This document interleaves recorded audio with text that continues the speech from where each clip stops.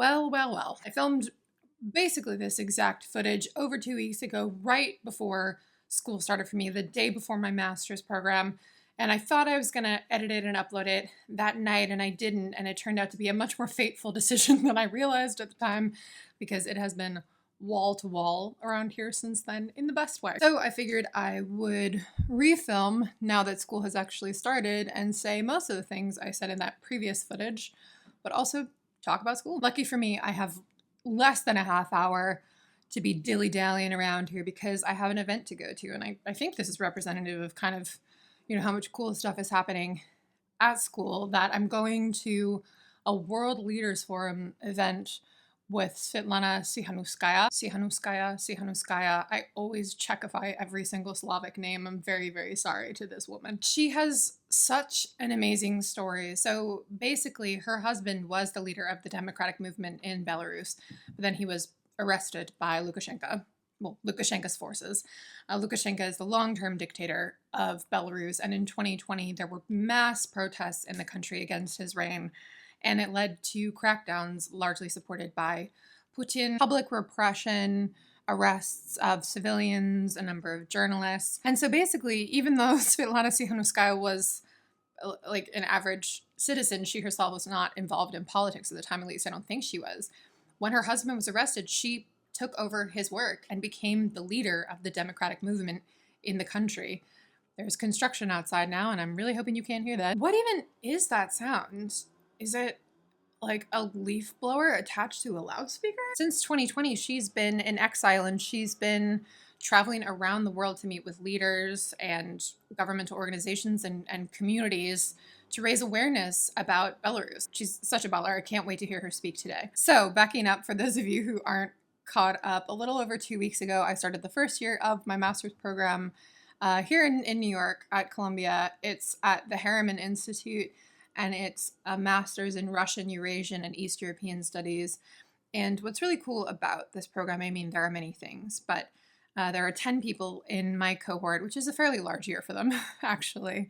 And we each have a different specialty coming in, but then we come together for certain set piece classes. My base is the Czech Republic, and Czech is my main language. There's a girl in the program for whom Ukrainian is her language. We have someone who focuses on Polish, Hungarian, Croatian, Bulgarian, and then a few people who have Russian as their main language, but several of them focus on ethnic minorities in Russia and also linguistic minorities throughout Russia. Our year has an unusual amount of focus on East Central Europe, but a lot of previous cohorts at Columbia have had many students who focus on Eurasia and on the Caucasus. I really like what a broad interpretation of the region Columbia has, and that was one of the main reasons that I applied to this program. There's not everywhere where you can take your Czech language abilities, even when it comes to studies of East Central Europe in the United States. The main gist of what I said in that separate video, honestly, if there was ever any footage that was going to be lost to the sands of time, we didn't lose much with that. I basically was coming on here to say that my goal is to put out one video a month on this channel, at least for this first semester of school, and then see how it goes. Now, a kind of reach ideal for me would be to put out 2 videos a month, so a video every 2 weeks, and pretty much like clockwork in that sense. But I'm trying this new thing. Now that I recently turned 30, I'm trying to set goals that I can achieve. I know, what an earth-shattering conclusion to come to. Good thing I've been alive all these years to collect so much wisdom. Also, I should say, because my audience delightfully has a pretty broad age range, I know that 30 is still like incredibly young. I feel very, very young. When I make jokes about it, it's more in light of the fact that a number of people in my program are 22 and 23 and much more accomplished than I, so it's always good to be humbled. If I do end up putting out 2 videos a month, it'll be because I'm doing a mixture of content that takes a bit of a longer time to create and more to plan for. Like, for example, my Svetlana Alexievich overview video that I'm hoping to put out this fall. That will take a good amount of time. And when you have the workload that I have now, yeah, it's going to be a project of squeezing that in. So if I do manage to put out 2 videos a month, one of them will probably be a more, lighthearted type of video that doesn't take that type of extensive planning. And I like that idea too of maybe revisiting certain tags or talking about books that I read years ago before I started my channel, reflecting on how the reading landscape has changed in the years I've been on BookTube, my time in publishing. Let me know about anything that you'd like to hear about. This semester, I'm kind of taking the equivalent of 5.5 classes. I have sort of 4.5 through Columbia and then 1 on my own. The main class is one that everybody in the first year cohort, I was going to say is forced to take, required. That's a more administrative way of saying it. We're required to take this course in the fall of our first year, and it's called Legacies of Empire in the Soviet Union. The reading load for this class is voluminous. That was the word that the professor used for it. But it's so interesting because we've started out in this very meta way talking about the history of regional studies generally and of regional studies of Eastern Europe in the United States.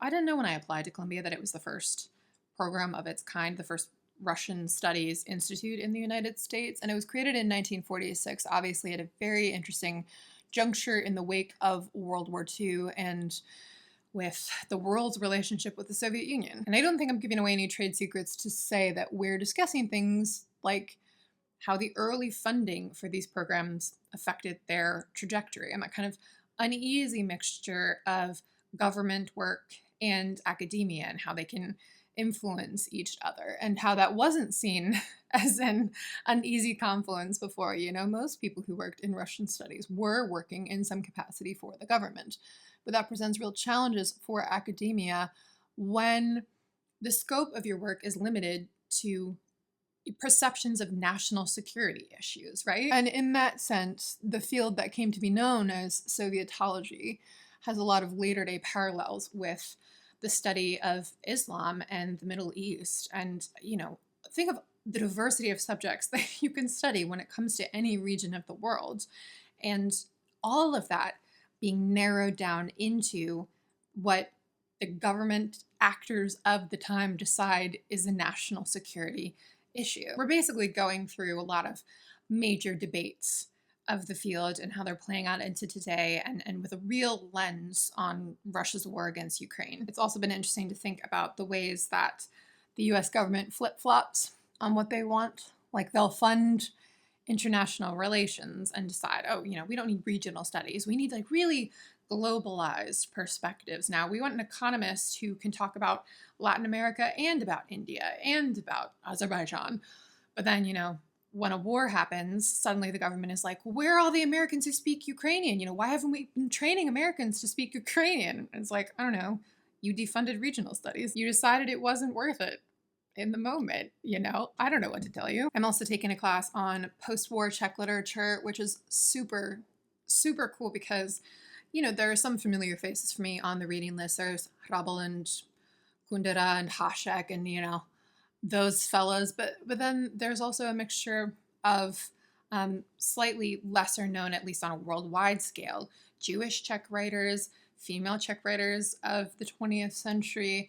We're re-examining the texts of communist writers from the era and, you know, their lineage of philosophical thought. It's really broadening my idea of 20th century Czech lit. I'm trying to think. Oh, I'm also taking a class on news and disinformation tactics with a focus on Russian and Ukrainian information tactics in light of the current war, but more broadly looking at the history of Soviet propaganda, how that has fed into the current Russian news structure, and also about propaganda from Western governments. It's basically training us to be sharper news analysts of the region and of, you know, government messaging generally. I'm taking a class that's just for the month of September with the writer in residence at Columbia, who this semester is Georgy Gospodinov, who's a Bulgarian novelist. I haven't read any of his work that's been translated into English, but he's delightful, so I'd really like to. And if you've read any of Gospodinov's books, please let me know below. His class is about reading different forms of childhood writing and literature that came out of the region during the communist era. And we're also looking at the history of writings about childhood and from children, you know, Proust, Anne Frank, all the good stuff. And then my last classes are Czech and Polish. I started introductory Polish. You guys, this language Man, I mean, it makes a lot of sense to me because of having studied Czech previously. You know, the grammatical similarities and the vocabulary similarities are extremely useful. But still, like, this is just the most sibilant language I've ever learned. It is Czechasha. It is Czech. It is Czech, which are two different words that I just said, by the way. In Czech, the way you say excuse me is prosím. In Polish, it's przepraszam. Oh, you didn't catch that? Well, przepraszam. See? Simple as that. And then I'm taking Czech outside of Colombia, but I have 3.5 hours weekly of that. It's just the greatest schedule ever, isn't it? Because I'm going through talking about these classes, I'm like, man, this is the dream, you know? Living the dream, which is easy to say here at the beginning of the semester when I'm relatively caught up on my reading against all odds. And I haven't had to turn in any written work yet. That's really the dividing line now, isn't it? It's funny, in that lost, abandoned footage from the video that will never be seen, I was trying to project what kind of reading I might be able to do outside of class. You know, maybe I'll read certain books from outside of class to fall asleep because I don't want to be doing course reading before bed, blah, blah, blah. Yeah, I haven't read a page of a book that's not for school in the last 2.5 weeks, which was obviously predictable, you know, by everyone except me. And I've always said this when people have commented on my channel to say, like, I'm so interested in the books that you're reading and my TBR is expanding crazily, but also I'm in school and I don't have any time for reading. And I always say, you're right. Like, you probably don't have any time for reading, and that's a total normal cycle of your life. I mean, there are many other reasons for you not to have so much time to read, but in terms of school, that's one that I specifically understand viscerally, where it's like, yeah, why don't just focus on other things? You know, you don't need to be reading the new, I don't know, Ottessa or whatever. I mean, nobody needs to be reading that, let's be honest. I think that's everything. What did I even talk about for 20 minutes 2.5 weeks ago? Like, I can't for the life of me remember. What types of content or discussions would you like to see on this channel about school? And you can be honest with me if you would just prefer me to talk about books the way that I have for, God, years now. Years and years and years. I mean, it's all been so casual. I don't know if I've actually tracked what an era it's been on here, because I've never had long-term goals for the channel or set about achieving any goals, let's be completely honest. I mean, I think that was probably evident from everything that you've watched. No goals, just vibes. It's the tagline of my 30s. Thank you for spending this time with me as I got ready to go see the Democratic opposition leader of Belarus speak. You know, relatable. I will see you this time most likely in 2 weeks for another video. Bye, guys.